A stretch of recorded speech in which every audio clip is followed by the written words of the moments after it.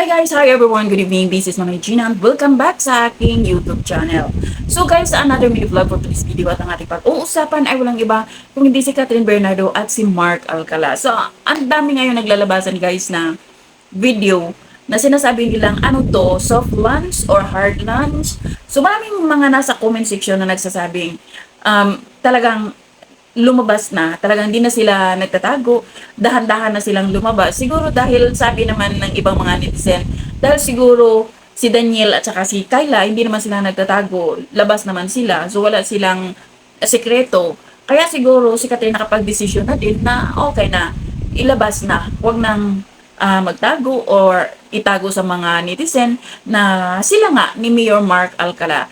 So, yun nga guys, sa mga supporters ng Katniel, siguro tanggap na nila na talagang may kanya-kanyang love life na yung kanilang mga iniidolo.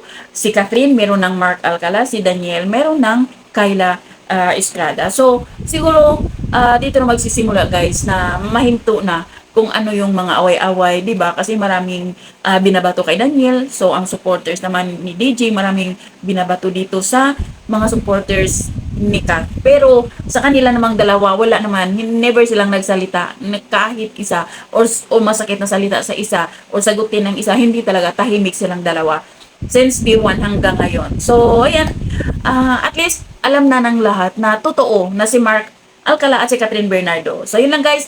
Thank you for watching until then. Bye. God bless everyone.